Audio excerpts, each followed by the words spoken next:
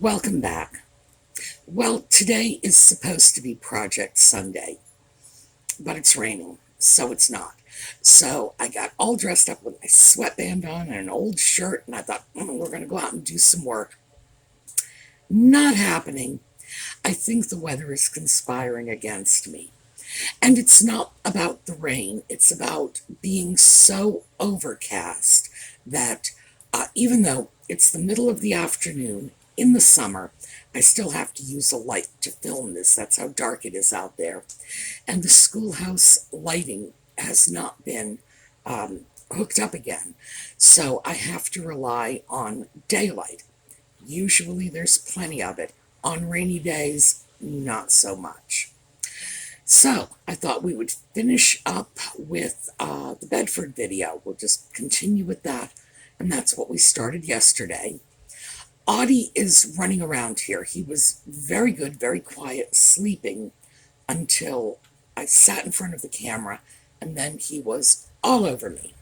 But he's scooted off now, so let's hope he finds something to amuse himself, because it's absolutely awful when he grabs the light cord and runs with it. That's like a serious disaster waiting to happen. Audie himself is a serious disaster waiting to happen. I've learned to live with it. Okay, we'll get started when we get back.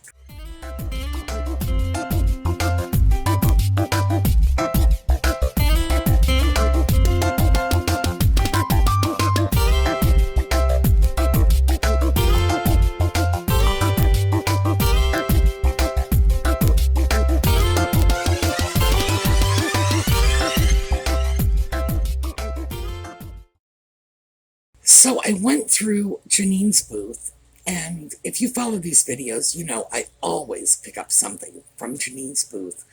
Interestingly enough, I think this is the first time in, I don't even know how long, that I've walked away empty-handed.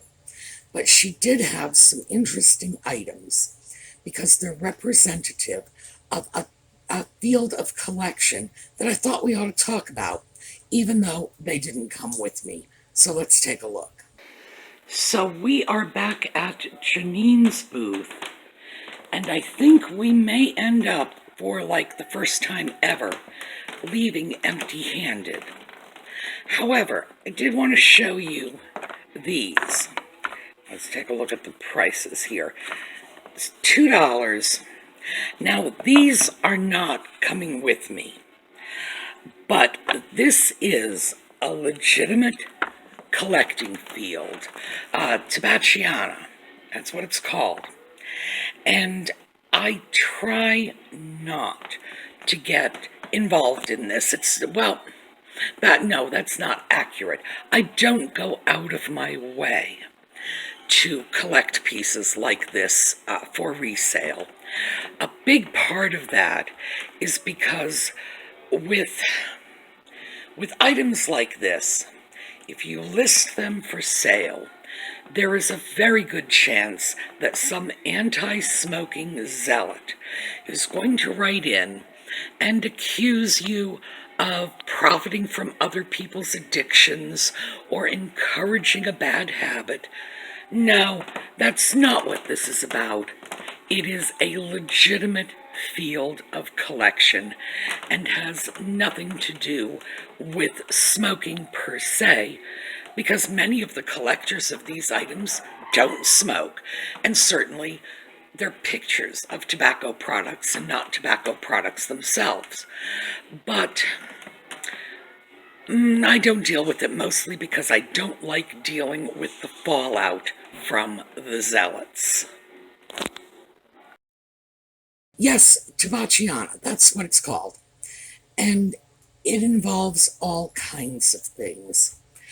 They used to put baseball cards in cigarette packs, and people would collect those. Also, there are people who collect cigar bands and, just about everything related to tobacco, to cigarettes, to pipes. It's all out there. Cigar collectibles are really a big, big area. And in addition to the paper paraphernalia, you know, like the cigar bands or the little cards that came in cigarette packs, etc. The equipment wrapped up in smoking, for example, cigarette holders. And that describes two kinds of things. It describes the pieces like cigarette boxes, and sometimes they were actually cups or dishes, as well as those long things that the old 40s movie starlets used to flash around. There, some of these things can be wildly expensive, and there is room to make a lot of money in this field.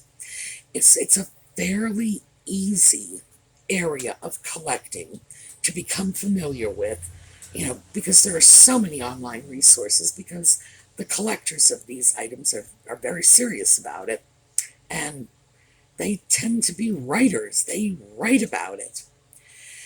It's something that you can get into relatively easily with very little investment.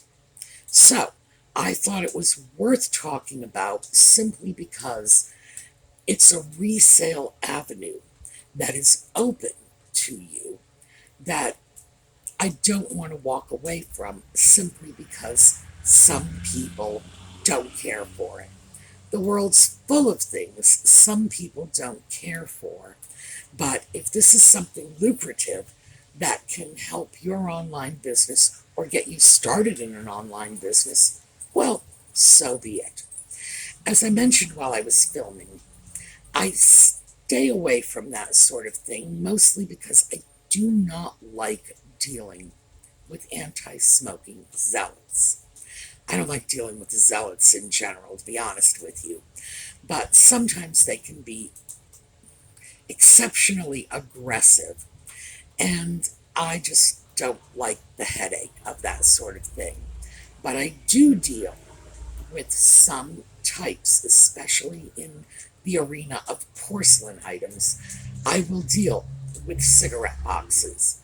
I have a cigarette box, I'm looking right at it over on my end table, that I use to hold jewelry and other trinkets. It does not hold cigarettes. A box is a box, and you know how I feel about boxes. You know, so the little trinkets in there are not being hoarded because they're in a pretty box. Um, I also have a little ashtray sitting around somewhere. I don't recall what I did with it, just because it was a really pretty piece of English porcelain. So I will deal with items like that, with ashtrays, cigarette boxes, cigarette holders.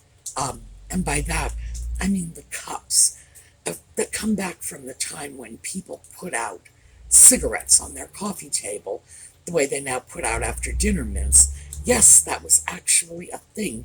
You would go to people's houses and you could just help yourself to cigarettes. That was the mark of a good host or hostess if they left out cigarettes. Times change. Usually, when I deal with Tobacciana of any sort, including the ashtrays, if I list them on in my Etsy shop, I will often list the alternative uses that I find for them. One of my favorites being a nice little ashtray with some depth to it is perfect for filling with water, because then you have those little cigarette notches that you can drop your brush in, and it will hold your brush, it holds your water. I use them for painting. Um, and that's probably why that pretty little piece of English china is going to stick around here, because I will probably use it as a water and brush holder for little painting projects. That I usually don't get hassled for, but I would be concerned about other items. And that's just me. I just don't like the headache of it. Doesn't mean it's not a lucrative opportunity. So, if there are those of you out there who are interested, All you need to do is a very, very small amount of research. The items are usually very easy to store, so you can keep a whole online business worth of stock in like a shoebox. And as I say, there's a lot of profit to be made. So I thought we would just take a look at that simply because it's out there. Legitimate field of collection, and if you can exploit it for your benefit, so much the better. But since we saw Janine's shop, let me introduce you to Janine. Very awesome. All right, everyone, this is Janine. You all know her from the booth we stop at every time we come by here. So, because Janine is in today, I thought we would take the opportunity and at least give you a face to go with the name. Thank you. All right, terrific. So, now you've met Janine. I so rarely run into the shop owners at places like Bedford or anywhere when I'm out and about. And usually when I do, they're not working. Janine works a couple of days at Bedford, a couple of days a week. Usually it's on the weekends, so I don't often see her. But usually when I do run into people, they are restocking their shelves. So very often, they would not consent to be on video because they're wearing grubby clothes and they're, cleaning and whatnot. And I wouldn't want to put anyone in an embarrassing situation by, showing them off wearing the clothes they are literally working in. In this case, because Janine is behind the counter, I thought, this will be great. You hear me talk about her shop all the time. Get a chance to meet her. So, when we left Janine's shop, I was heading upstairs and something just caught my eye. This is a booth I usually do not go into, but an item did catch my attention, so take a look. Interesting little piece here. Here. Well, I will take it out in a minute, but I want you to see the way it was designed to be used. This is, they call it a bowl holder, $8. So let's get this out of here. Voila! It just completely collapses. I may end up coming back for that. They are giraffes. It's interesting, and I'm thinking this may be something that I could incorporate into a lamp. So, I'm thinking about it, but I did want you to get a chance to see it. Now, I didn't go back for that piece, and if it's still there later, maybe I will, because it might make a really interesting base for a lamp. That's what I was thinking. You show me something like that, and my first thought is, wow, this would be something that would keep a vase off the table, giving me a place to run a cord through, the practical considerations of lamp making. And it had these weird little giraffe heads. Interesting piece. And as I say, if it's still there later, maybe. But the reason I walked away from it is because I have a feeling this is probably one of those touristy items, souvenir of Bermuda or whatever. I don't know where they have giraffes. I was raised in Boston. We had giraffes in the zoo. That's what I know. But anyway, it might be worth grabbing. It's not very expensive. And if I come up with the right vase, especially if I were to come up with something with a rounded bottom that might not want to sit nice and flat on a table, might be worth having it in my lamp making stash. Certainly for $8, you can't argue with the price. So from there, I went up to the second floor, and I went through, and you've seen me go through this little booth. It's the size of a bathroom, but I did find something again, so let's take a look. Well, I always make a point of checking out this little booth because it is the oddest mixture of really great deals and then, oh my gosh, what can they be thinking? So here is a really great deal. This is a beautiful little Japan vase, $1, sweet piece. It's not very big, but then again, it's not very expensive. And again, really nice design. So, for $1, I am taking this with me. That little booth has the oddest assortment of stuff and the weirdest pricing structure.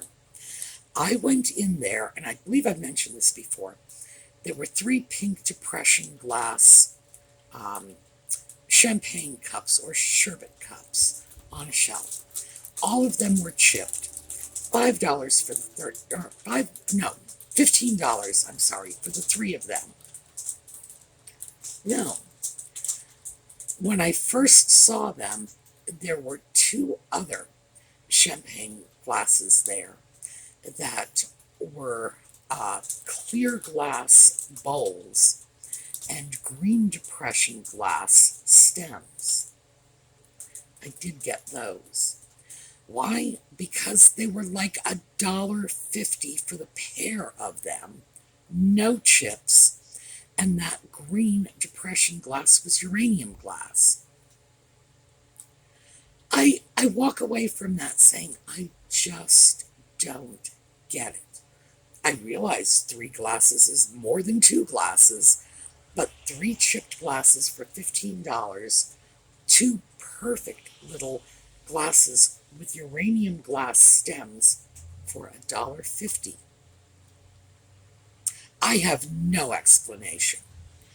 Nevertheless, it's booths like that that I keep an eye on, and I mean, I really do, because you go in and you find this perfect little Japan vase for $1. It's like, great. And I've often gotten some really interesting small dishes. They keep small dishes, little saucers, or even something that I would call like a demitasse saucer, even smaller, stick them in baggies, and sell the whole thing for $2. And I can very often go in there and get half a dozen really nice saucers for a couple of bucks. That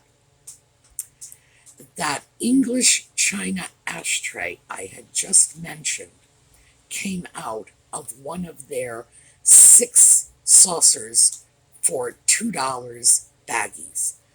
Beautiful piece of English china. And not only do I have no concerns about selling that if I want to, I saw a similar piece at Fancy Schmancy Antique Store. They could have gone side by side, and they were asking $15 for that. So, I love dealers like this. I don't understand them, but I adore them. And I go back to their booths time and time again because I will pick through the weird stuff just to find the really valuable little bits, and I can get some great deals from them. So keep an eye on places like that. If you do not understand their pricing structure, it's really a good sign. So from there, I scooted over to one of Paul's cubbies. Well, in for a penny, in for a pound, as they say. I have been going over my limit all day, so I see no reason not to continue. $12. This is a Nippon dresser tray. Very pretty piece. Good size. And I can absolutely tell you, just from my own shopping for them, Dresser trays are hard to come by. Good sizes, pretty designs. Let me see if I can get in here. Nice colors. Yeah, I really think it is worth more than $12. So I am very happy to take it home with me. And who knows, that may end up on my dresser. Well, at this point, I had gotten so many things that were over my $10 limit, I gave up. I really like that piece. It doesn't matter that it went over my $10 limit because it's probably going to end up on my own dresser. If you don't use dresser trays, you really should. Um, Even though I have a great love of celluloid, I don't use celluloid dresser trays. I have a cute little pin tray that came from Janine's booth some months ago. It had a nice S on it, so I knew it was meant to be mine. Pin trays, yes, I'll throw earrings or necklaces or whatever in a celluloid tray. What you don't want to do is put perfume bottles on a celluloid tray.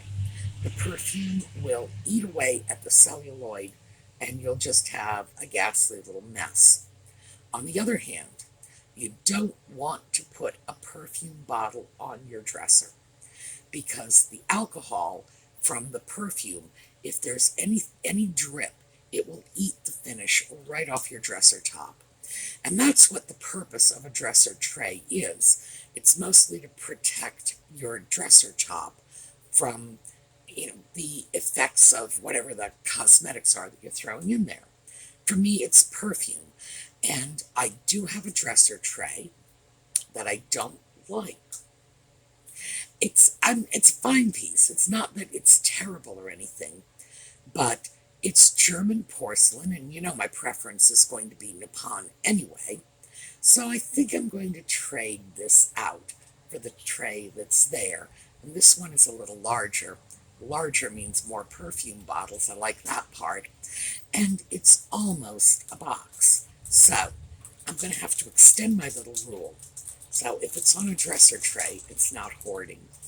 But if you don't use dresser trays and you tend to keep perfumes, you're taking a very big risk because I have seen awful damage done to furniture finishes just from a perfume bottle.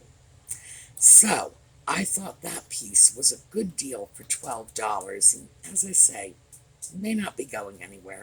I've really got to think about that because right now I am motivated to keep it. All right, next up, I was passing another one of Paul's booths and saw this. I just thought I would share it with you for the fun of it because it definitely surprised the daylights out of me. All right, we are at one of Paul's booths, and this is a sign that it's yellow, so I think that's a yield sign. And apparently, you must yield right of way to this cow or bull. I don't know. It has horns and it has udders. I'm not sure what that means. Oh, where I grew up, they didn't have cows running the streets. But I expect, in fact, that what this means is cow crossing. Yes, cow crossing, I guess. And somebody's going to have to let me know about the horns and the udders thing. Do cows have horns or is it just bulls? Because as I mentioned before, I grew up in Boston. The cows were not running rampant in the middle of the streets. So, no, my exposure to cows has been remarkably limited. Not a farm girl here at all.